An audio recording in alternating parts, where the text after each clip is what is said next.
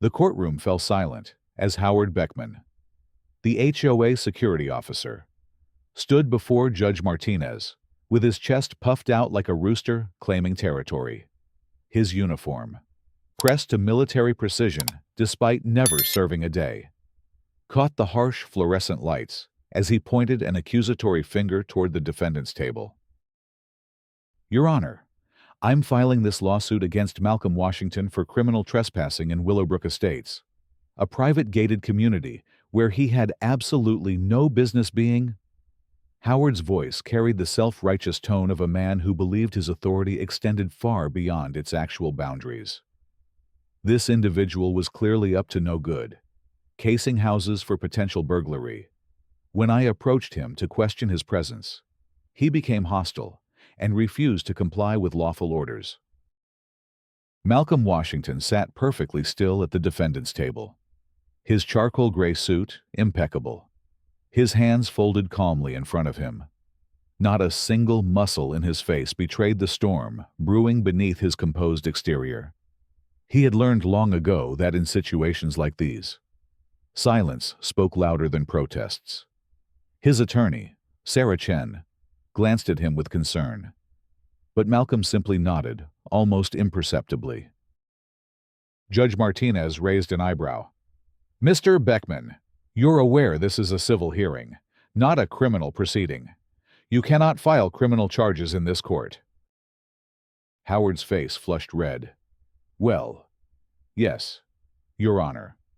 But I want him held liable for damages to the community's sense of security and my emotional distress from the confrontation." The absurdity of the statement hung in the air like smoke.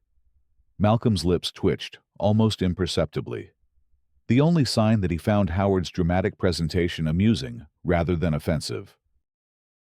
3 weeks earlier, Malcolm had been driving through the tree-lined streets of Willowbrook Estates, admiring the manicured lawns and thinking about his mother's excitement over her new home. Dorothy Washington had worked double shifts as a nurse for 37 years, saving every penny to afford a house in this prestigious neighborhood. At 72, she had finally achieved her American dream. Malcolm pulled into the driveway of 1247 Maple Grove Lane, the Spanish-style house with the red tile roof that his mother had fallen in love with during their first viewing. The realtor had warned them about the strict HOA rules, but Dorothy had been undeterred. "I've followed other people's rules my whole life," she had said with determination. "At least these ones come with a pool and good schools nearby for when you give me grandchildren." He was reaching for the groceries in his back seat when he heard the screech of tires on asphalt. A white security patrol car, emblazoned with Willowbrook Estates HOA Security, pulled up behind his BMW, blocking his exit.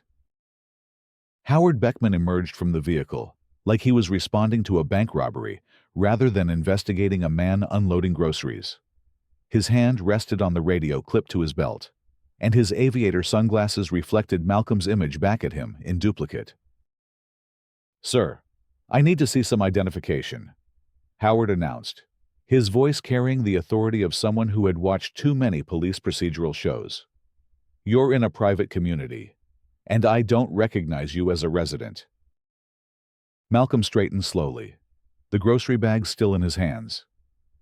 "Good afternoon, officer. I'm visiting my mother.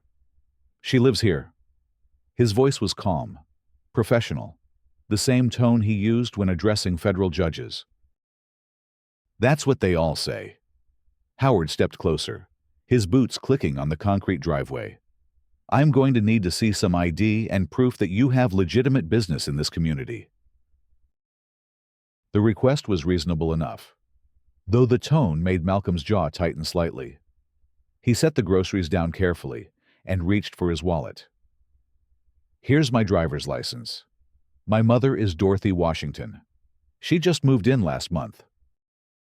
Howard examined the license with the intensity of a forensic investigator, comparing the photo to Malcolm's face multiple times. "This address doesn't match," he said triumphantly, as if he had caught Malcolm in a lie. "Because it's my address, not my mother's. I told you I was visiting her." Malcolm's patience was beginning to wear thin, but his voice remained steady. Likely story. Howard handed the license back dismissively. I'm going to need additional proof. Anyone can claim they're visiting someone. Malcolm pulled out his phone and scrolled to his contacts. Would you like me to call her? She's at the grocery store, but she can verify. Phone calls can be faked. Howard's suspicion seemed to grow with each reasonable response Malcolm provided. Do you have any documentation showing you have permission to be on this property? The question was absurd. Malcolm stared at Howard for a long moment, wondering if the man was serious. Permission to visit my mother, officer. I don't typically require written authorization to have dinner with family. Howard didn't appreciate the sarcasm. Smart mouth won't get you very far here. Buddy, this is a high-security community with very expensive homes. We can't have just anyone wandering around. Just anyone, Malcolm repeated, his voice dropping to a dangerous quiet. What exactly do you mean by that? Howard realized he had stepped into uncomfortable territory, but instead of backing down, he doubled down. Look, we've had problems with break-ins lately. Young men driving expensive cars. Casing the neighborhood? You fit the profile. Malcolm felt something cold settle in his chest. What profile would that be? Before Howard could answer, Dorothy Washington's white Buick turned into the driveway. She parked beside Malcolm's BMW and emerged with her arms full of shopping bags, her face lighting up when she saw her son. Malcolm, you're early. I thought you weren't coming until... She stopped mid-sentence when she noticed Howard standing there with his official stance and stern expression. Is everything all right, officer? Howard turned to Dorothy with a completely different demeanor, his voice softening into what he probably thought was professional courtesy. Ma'am, I was just verifying this individual's reason for being in the community. He claims to be visiting you. Dorothy's eyebrows shot up. Claims this is my son, Malcolm. He visits me every Sunday. She looked between Howard and Malcolm, confusion and irritation warring on her face. What seems to be the problem? Just following security protocols. Ma'am, we can never be too careful. Howard's tone suggested he was doing them a favor, rather than harassing a family during a routine visit. Malcolm watched his mother's expression change as she fully grasped the situation. Dorothy Washington had lived through enough discrimination to recognize it when she saw it. Her spine straightened, and her voice took on the no-nonsense tone she had perfected during decades of dealing with difficult patients and administrators. Officer Beckman, she said, reading his name tag with deliberate emphasis. My son is a federal prosecutor with the Department of Justice. He drives an expensive car because he has worked hard and earned the right to do so. He visits me every Sunday because he is a devoted son. I would appreciate it if you would allow us to continue our family time without further interrogation. Howard's expression shifted slightly, but not in the direction of apology. Instead, he seemed even more suspicious. Federal prosecutor right, and I'm the director of the FBI. He let out a short, derisive laugh. Ma'am, I appreciate you trying to cover for him, but making false claims about law enforcement positions is a serious matter. Malcolm had heard enough. Officer Beckman, you have my identification. You have confirmation from the homeowner that I'm her invited guest. Unless you're prepared to articulate a specific crime you suspect me of committing, I suggest you return to your patrol duties. The legal language and commanding tone caught Howard off guard, but it also inflamed his ego. Don't try to intimidate me with legal jargon. I know a con artist when I see one. He keyed his radio. Dispatch, this is Unit 7. I need backup at 1247 Maple Grove Lane. I have a suspicious individual who may be attempting to burglarize a residence. Dorothy gasped. This is outrageous. He's not burglarizing anything. He's my son. Malcolm placed a gentle hand on his mother's arm. Mom, it's okay. Let him do what he thinks he needs to do. But his eyes never left Howard's face. And there was something in his gaze that made the security officer shift uncomfortably. Within minutes, 2 more security vehicles arrived, along with a county sheriff's deputy, who looked thoroughly confused about why he had been called to investigate a man standing in his own mother's driveway with groceries. Deputy Rodriguez approached the scene cautiously. "What's the situation here, Beckman?" Howard launched into his narrative with theatrical flair. "Deputy, I observed this individual acting suspiciously around this residence. When I attempted to question him, he became evasive and hostile.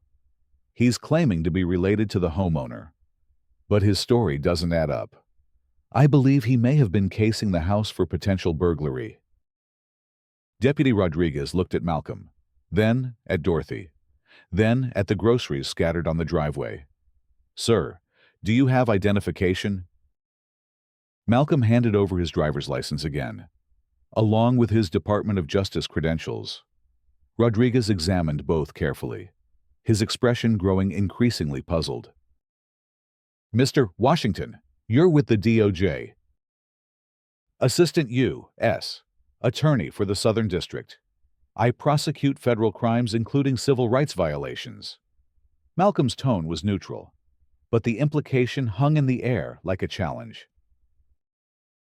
Rodriguez turned to Howard with barely concealed irritation. "Beckman, this man is a federal prosecutor visiting his mother. What exactly did you think was suspicious about a son bringing groceries to his family?" Howard's confidence began to waver, but his pride kept him pushing forward.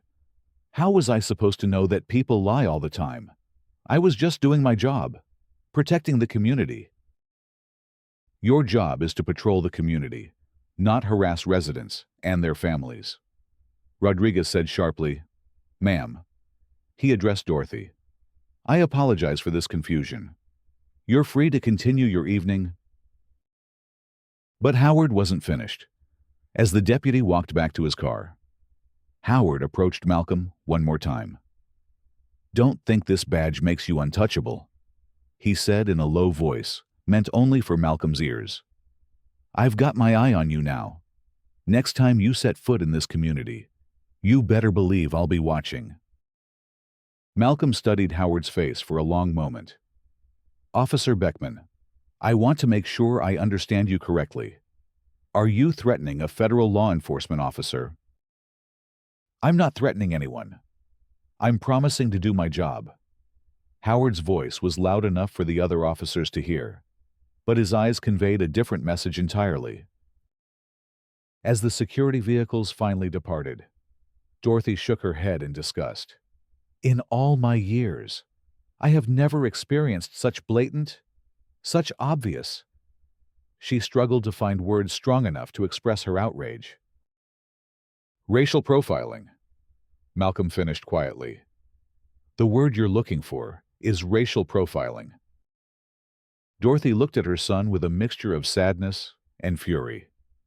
"I saved for 37 years to live in a place where I thought we would be treated with respect, where you could visit your mother without being treated like a criminal." Malcolm put his arm around his mother's shoulders. "Mom, don't let him steal your joy. You earned this house. You belong here.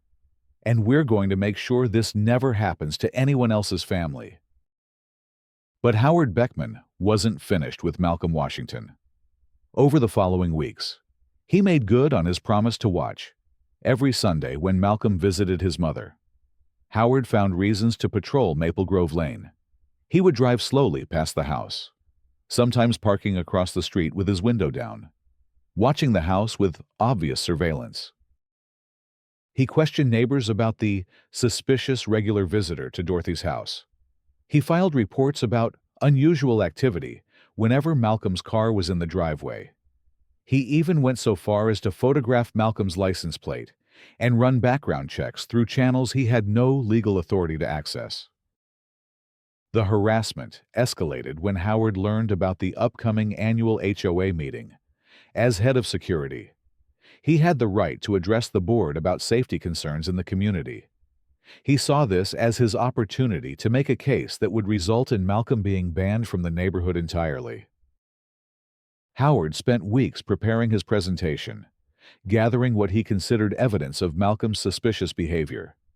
He printed photographs taken during his surveillance, compiled a list of dates and times when Malcolm had visited his mother, and prepared a dramatic speech about the importance of community safety over political correctness. What Howard didn't know was that Malcolm had been conducting his own investigation. As a federal prosecutor specializing in civil rights cases, Malcolm recognized a pattern of discriminatory enforcement when he saw one. He had quietly interviewed other residents, particularly people of color, and discovered that Howard's behavior toward Malcolm was part of a larger pattern of racial harassment. Maria Santos, a Latina teacher who lived 3 streets over, told Malcolm about being stopped and questioned every time she jogged through the community. Despite wearing clearly marked athletic gear and obviously exercising, Howard had demanded to see her ID multiple times and questioned whether she really lived in the neighborhood, despite her name being on the HOA directory. James Kim, a Korean-American doctor, described being followed home from work by Howard's security vehicle and then questioned about whether he was visiting someone or lived in the community.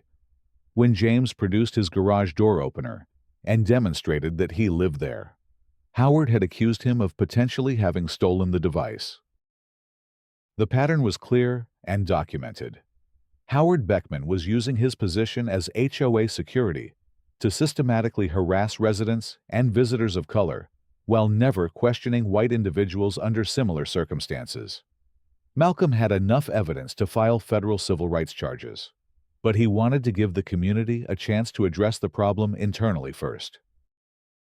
The annual HOA meeting was held in the community center, a large room with floor-to-ceiling windows overlooking the meticulously maintained common area.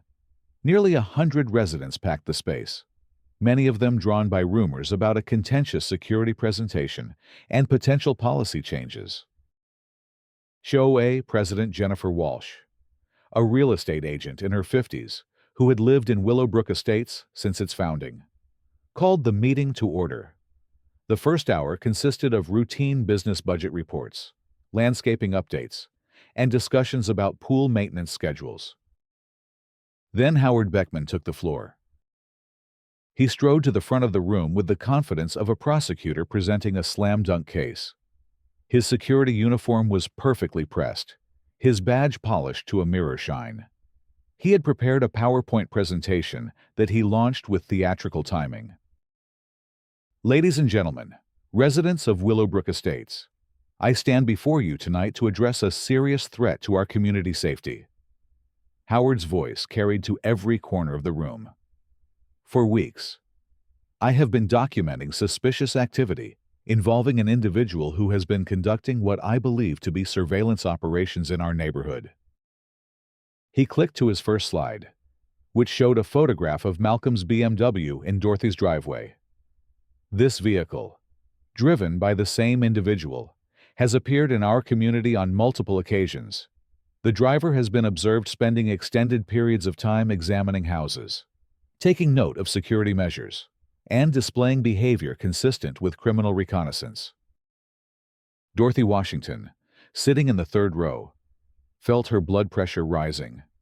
Several neighbors turned to look at her with expressions ranging from concern to suspicion. Howard continued his presentation with growing dramatics.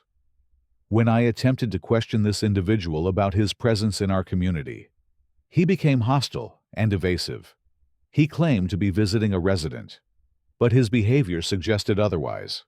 He refused to provide adequate identification and became argumentative when pressed for details about his supposed reason for being here. The room buzzed with murmurs. Some residents nodded approvingly at Howard's thoroughness, while others looked uncomfortable with the implications of his presentation. I have documented 17 separate occasions when this individual has entered our community without proper verification of his legitimate business here, Howard said, clicking through photos he had taken during his surveillance operations. On each occasion, his behavior has been consistent with someone gathering intelligence about our homes, our schedules, and our security measures. Jennifer Walsh frowned. Mr. Beckman, have you actually witnessed any criminal activity, or are you simply reporting on someone visiting the neighborhood repeatedly? Howard's jaw tightened. Ma'am, with respect, I don't need to wait for a crime to be committed to take action to prevent one. This individual clearly doesn't belong in our community, and his repeated presence here represents a threat to all of our safety. Dorothy Washington had heard enough.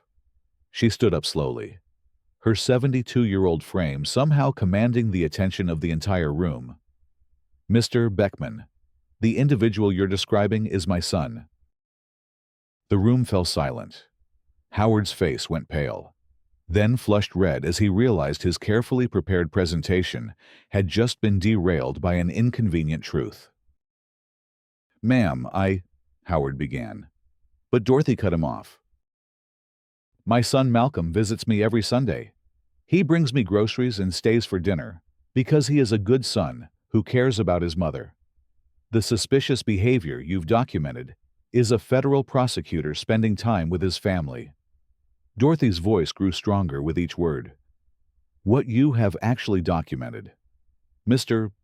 Beckman, is harassment of a black family by a security officer who seems to believe that people who look like us don't belong in this neighborhood. The room erupted in surprised chatter. Some residents looked shocked, others embarrassed. Howard stood at the front of the room, his PowerPoint presentation still glowing behind him, looking like a man who had just realized he had walked into a trap of his own making. Now wait just a minute, Howard said, his voice rising defensively. This has nothing to do with race. I was doing my job, investigating suspicious activity. I would have done the same thing regardless of the individual's background. Would you? The voice came from the back of the room, clear and authoritative. All heads turned to see Malcolm Washington standing in the doorway. He was wearing his court attire, a navy blue suit, crisp white shirt, and red tie that conveyed both professionalism and authority. Malcolm walked slowly down the center aisle, his footsteps the only sound in the suddenly silent room. Because I've spent the last 3 weeks investigating your enforcement patterns, Officer Beckman, and I've discovered some interesting statistics. Howard's mouth opened and closed like a fish gasping for air. You can't just walk in here and... Actually, I can... Malcolm reached the front of the room and turned to face the assembled residents. I'm Assistant U.S. Attorney Malcolm Washington, and I specialize in federal civil rights violations. Which brings me to why I'm here tonight. He pulled out a folder and opened it deliberately. In the past 6 months, Officer Beckman has filed 43 incident reports. Of those 43 reports, 37 involved people of color. That represents 86% of his enforcement actions, targeting less than 12% of the community's population. Jennifer Walsh leaned forward in her chair. Mr. Washington, are you suggesting... I'm not suggesting anything. Ms. Walsh, I'm stating facts. Malcolm's voice carried the authority of someone accustomed to presenting evidence in federal court. Maria Santos has been stopped and questioned 7 times while jogging in the community where she has lived for 3 years. Dr. James Kim has been followed home and questioned about his right to be in his own neighborhood. The Chen family has been reported for suspicious activity that consisted of having friends over for their daughter's birthday party. Malcolm turned to face Howard directly. Meanwhile, in that same 6-month period, Officer Beckman has never once questioned a white resident or visitor under similar circumstances. He has never demanded ID from white joggers, never followed white residents home, never reported white families for having gatherings. Howard's face was now bright red, sweat beading on his forehead despite the air conditioning. That's not. I don't see color when I do my job. The evidence suggests otherwise. Malcolm pulled out a small recording device and set it on the podium. This is a recording of our conversation 3 weeks ago, after you had finished harassing me in my mother's driveway. He pressed play, and Howard's voice filled the room. Don't think this badge makes you untouchable. I've got my eye on you now. Next time you set foot in this community, you better believe I'll be watching. The recording continued with Malcolm's response.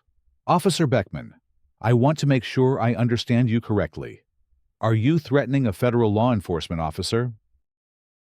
Howard's recorded voice replied, I'm not threatening anyone. I'm promising to do my job. Malcolm clicked off the device. Ladies and gentlemen, that is the sound of a security officer promising to target a federal prosecutor for the crime of visiting his mother while black. The room was dead silent. Howard looked around desperately, seeking support from residents who were now staring at him with expressions ranging from disgust to horror. But there's more, Malcolm continued. Officer Beckman's surveillance of my family didn't stop with threats. He has been photographing my vehicle, running unauthorized background checks, and filing false reports claiming I was engaged in suspicious activity when I was simply having dinner with my mother. Malcolm pulled out another set of documents. These are copies of reports Officer Beckman filed with the county sheriff's department, claiming I was casing houses and conducting surveillance operations. These false reports have been entered into law enforcement databases and could have been used to justify my arrest or detention. Jennifer Walsh looked stunned. Howard, is this true? Have you been filing false reports? Howard's mouth moved, but no sound came out. He looked like a man watching his entire world collapse in real time. Malcolm wasn't finished. Under federal law, filing false reports to law enforcement agencies and using official authority to intimidate or harass individuals based on their race constitutes a felony violation of civil rights statutes. The penalty can include substantial fines and imprisonment. He turned back to the assembled residents. However, I believe in giving communities the opportunity to address these issues internally before federal intervention becomes necessary. That's why I'm here tonight, instead of having Officer Beckman arrested this afternoon. The room buzzed with shocked whispers. Howard finally found his voice. You can't prove any of this. It's all lies and accusations. Malcolm smiled for the first time since entering the room, and it was not a pleasant expression. Actually, Officer Beckman, I can prove all of it. You see, when you decided to harass a federal prosecutor, you chose the wrong target. I know how to build a case. He gestured toward the back of the room, where a woman with a professional camera had been quietly documenting the proceedings. Ms. Rodriguez here is a private investigator I hired to conduct surveillance of your surveillance operations. She has hours of footage showing you following me, photographing my vehicle, and conducting unauthorized stakeouts of my mother's residence. Malcolm pulled out a tablet and connected it to the room's projection system. Would you like to see some highlights? The screen filled with footage of Howard sitting in his security vehicle across from Dorothy's house, using binoculars to watch Malcolm help his mother with yard work. Another clip showed Howard photographing Malcolm's license plate. A third showed him following Malcolm's car as he left the neighborhood. This footage spans 3 weeks. Malcolm explained. It clearly demonstrates a pattern of targeted harassment based on racial animus rather than legitimate security concerns. Howard was now visibly shaking. I was doing my job, I thought. I didn't know. You didn't know what? Officer Beckman. Malcolm's voice was dangerously quiet. You didn't know that black people live in this neighborhood. You didn't know that black people have the right to visit their families without being treated like criminals. You didn't know that filing false police reports is a felony. Jennifer Walsh stood up, her face pale but determined. Mr. Beckman, your employment with Willowbrook Estates HOA is terminated immediately. Please surrender your badge, radio, and vehicle keys. Howard looked around the room one last time, seeking any sign of support or sympathy. He found none. Every face reflected some combination of embarrassment, anger, and disgust at his behavior. This isn't over, Howard muttered as he fumbled with his badge. You people don't know what you're doing. This community was safe before... Before what? Malcolm interrupted. Before people who look like me moved in. Is that what you were about to say? Howard's silence was answer enough. Malcolm turned back to the residents. Ladies and gentlemen, I want to be clear about something. This isn't just about my family. Officer Beckman's pattern of discriminatory enforcement has affected multiple families in this community. People of color who live here have been made to feel unwelcome, unsafe, and unwanted because of his actions. He paused, letting his words sink in.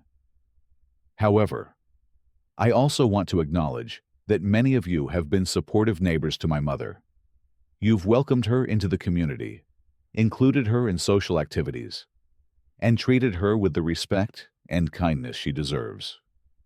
This situation with Officer Beckman does not reflect the character of this entire neighborhood. Maria Santos stood up from her seat near the middle of the room. Mr. Washington, I want to thank you for investigating this. I thought I was being paranoid when Officer Beckman kept stopping me during my runs. It's a relief to know I wasn't imagining the harassment. Dr. Kim nodded from across the room.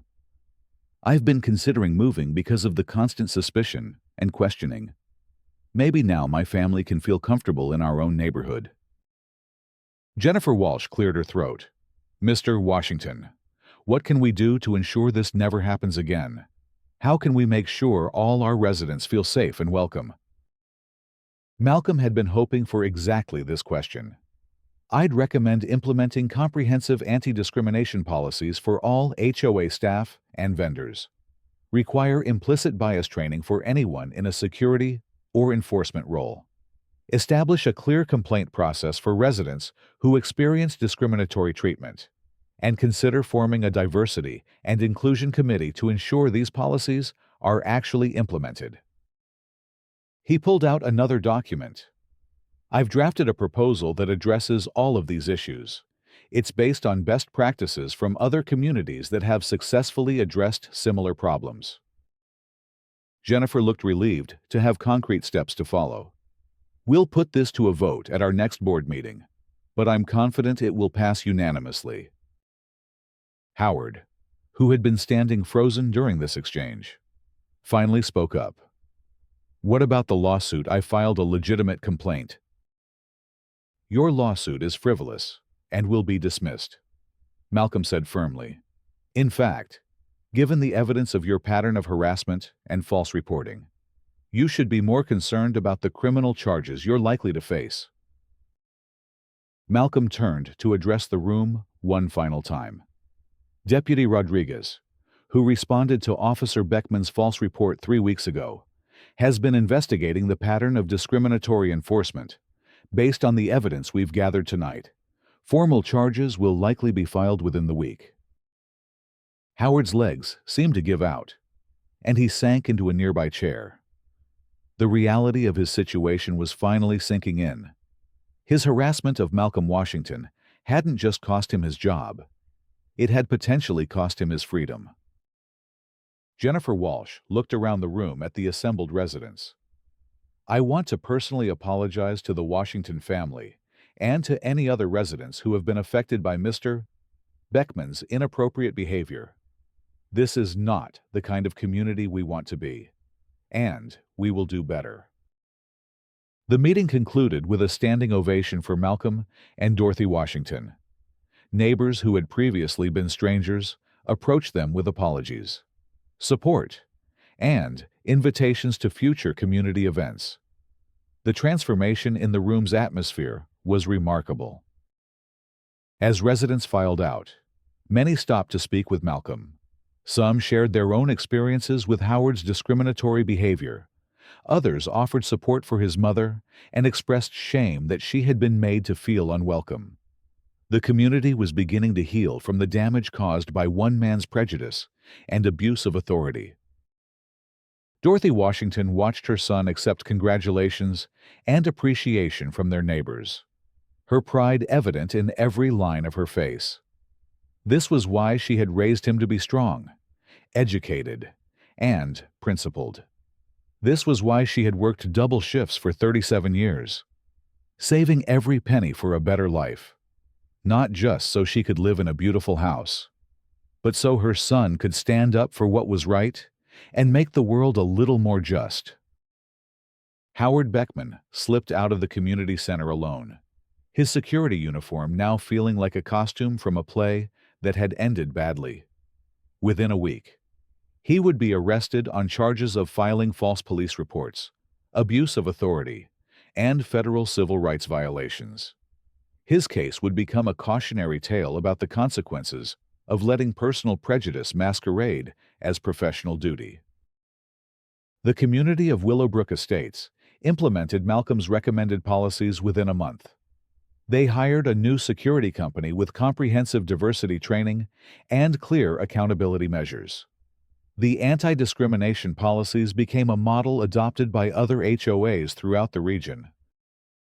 Most importantly, they created an environment where all residents could feel safe and welcome in their own neighborhood, where a federal prosecutor could visit his mother for Sunday dinner without being treated like a criminal, where people of color could jog, work in their yards, or have friends over without being subjected to suspicious scrutiny. Malcolm continued his weekly visits to his mother, but now they were characterized by warm greetings from neighbors instead of hostile surveillance. Dorothy's house became a gathering place for community events, her warm personality and excellent cooking making her a beloved figure in the neighborhood. The case against Howard Beckman proceeded through the federal court system, ultimately resulting in his conviction on multiple charges. He was sentenced to 18 months in federal prison and ordered to pay substantial fines and restitution to the families he had harassed. His conviction sent a clear message that using official authority to target people based on race would not be tolerated. But perhaps the most important outcome was the transformation of Willowbrook Estates from a community where some residents lived in fear of harassment to one where diversity was celebrated and all families felt truly at home. Malcolm's decision to fight back against discrimination had created positive change that would benefit generations of residents to come. On a warm Sunday evening 6 months later, Malcolm sat on his mother's back patio, watching her tend to the flower garden she had planted along the fence. The community pool was full of children from families of all backgrounds, their laughter carrying across the manicured lawns. Neighbors walked their dogs along the tree-lined streets, stopping to chat with friends regardless of race or background. Dorothy looked up from her roses and smiled at her son.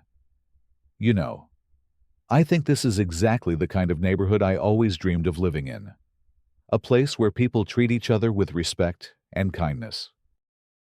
Malcolm smiled back, thinking about how close they had come to losing that dream because of one man's prejudice. "You earned this, Mom. All of it. The house, the respect, the community. You worked for 37 years to get here, and nobody had the right to make you feel like you didn't belong." As the sun set over Willowbrook Estates, painting the sky in shades of orange and pink, Malcolm reflected on the power of standing up for what's right. Sometimes justice required fighting back against those who abused their authority. Sometimes it required using the law as a tool for positive change, and sometimes it simply required refusing to accept that discrimination was just the way things were. The community that Dorothy Washington had dreamed of, where all families could live with dignity and respect, had become a reality, not because discrimination didn't exist, but because good people had chosen to confront it when it showed its face. In a world where injustice often seemed to prevail, Willowbrook Estates had become proof that communities could change, grow, and become better versions of themselves. Malcolm Washington had sued nobody, filed no federal charges against the community, and sought no monetary damages for his family's mistreatment. Instead, he had used his knowledge, skills, and position to create lasting positive change.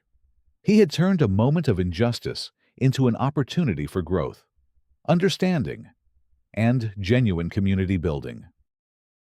The real victory wasn't Howard Beckman's conviction or the implementation of new policies, though both were important. The real victory was the Sunday evening barbecues, where neighbors of all backgrounds gathered in Dorothy's backyard, sharing food and stories and friendship. It was the children playing together in the community pool, while their parents planned block parties and book clubs. It was the transformation of a place where some residents had lived in fear into a home where all residents could thrive. That was the true measure of justice, not just punishment for wrongdoing, but the creation of a community where wrongdoing was less likely to occur because people saw each other as neighbors, friends, and fellow human beings deserving of respect and dignity.